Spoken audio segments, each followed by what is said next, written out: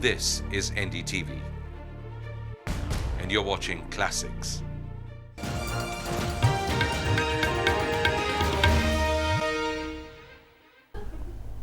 And joining me now on one of his frequent visits to India, actor and social and political activist Richard Gere, whose long engagement with political and social causes around the world brings him back to a country he loves again, India.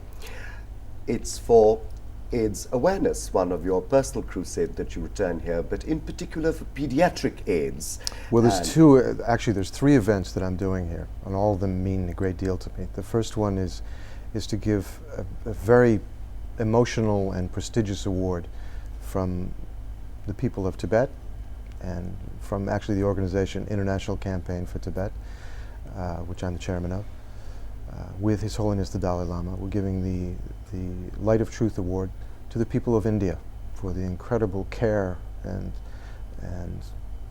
generosity that they've given to the Tibetan people. Two causes that have come together. And the other one is these AIDS events that I'm doing. That's right. You've now at the forefront of fighting AIDS and spearheading AIDS awareness in India, but also you have a very old engagement with the Dalai Lama, with Buddhism, and with returning the Tibetan people their homeland. How have these come together? India seems to be the focal point. You know, these are long stories of how things do come together. My involvement with Buddhism goes back to my early 20s, and the first time I met His Holiness the Dalai Lama was in the early 80s and in Dharamsala. And until I actually met His Holiness, I did not know what had happened to them. I didn't know their story. I didn't know the abuse. Was it a chance encounter? No. I had set out to meet him. I had been to India before. I'd been to Nepal before, and I had some idea that I was going to go to Tibet. And it wasn't specifically about His Holiness the Dalai Lama, but it was, I think, somewhere in my mind I was going to meet my teacher. And at that point I had Zen Japanese teachers. But there was something about the Himalayan region that I felt I belonged. And I was coming to Tibet, and a friend of mine who was writing a book called In Exile from the Land of Snows, John Avedon, he said to me, look, if you're going to see the Tibetans, why are you going to Tibet? Because it's locked up by the Chinese. You won't see anything. You'll be most likely taken around and only shown things that you don't want to see. If you want to see the Tibetans, why don't you go to Dharamsala in India? And I took his advice and went there and spent several weeks there and finally met His Holiness, and it radically transformed my life. It radically transformed your life personally, but when exactly and how did you become involved in the political crusade to free Tibet from Well, Chinese it was several rule? years after that, you know, when I had taken His Holiness as my teacher and some other Tibetans as teachers of mine.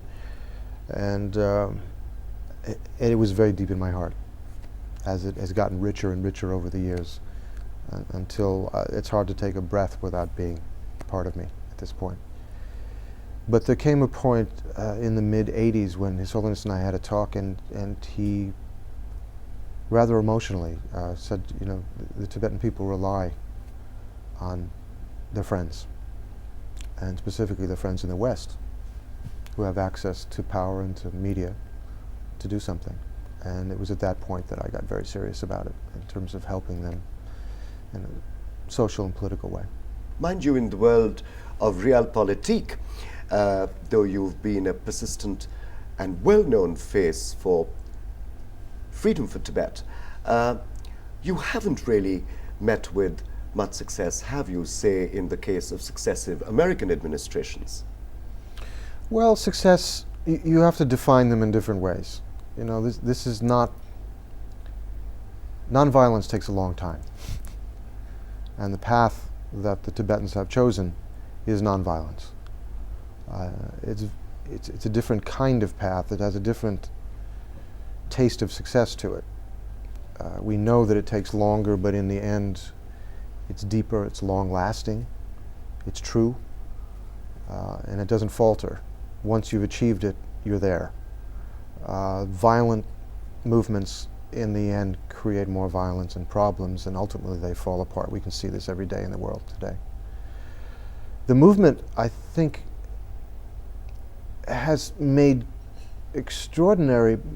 I'm thinking of this movie that Scorsese made called Kundun, about His Holiness, and there was a moment in the film where His Holiness comes to the border of India and he realizes he's reached freedom, and he's been sent word that he will be received into India, and he knows he'll have a base of operations from there. And he told us later, after he saw the film, we screened the film for him, he said, you know, that moment was an extraordinary moment in my real life, His Holiness. And I turned away from Tibet and I saw my Kampa riders go back to Tibet. I knew they would die. I looked towards India and I realized I didn't have a friend in the world. And he looked around the room of us there, and there were Westerners, there were Indians, there were people from all over the world, and he said, but now we have many, many friends everywhere. And I think that's an extraordinary thing. There's no oil there, there's no mineral resources. It's not strategic in the normal sense of strategic that governments think of it now, the Kissingerian side of things. It's a heart connection. People understand what this is. It's meaningful to protect this wisdom culture, these people who care about compassion and wisdom in its deepest sense, and brotherhood and sisterhood. And those commitments that are made from the heart last. They're not ephemeral. They're not based on what I can get out of it in the moment. And I've seen this constantly. The US Congress continually makes resolutions unanimously in favor of the Tibetan people, not to invade China, not for military support, but to acknowledge the truth of their cause.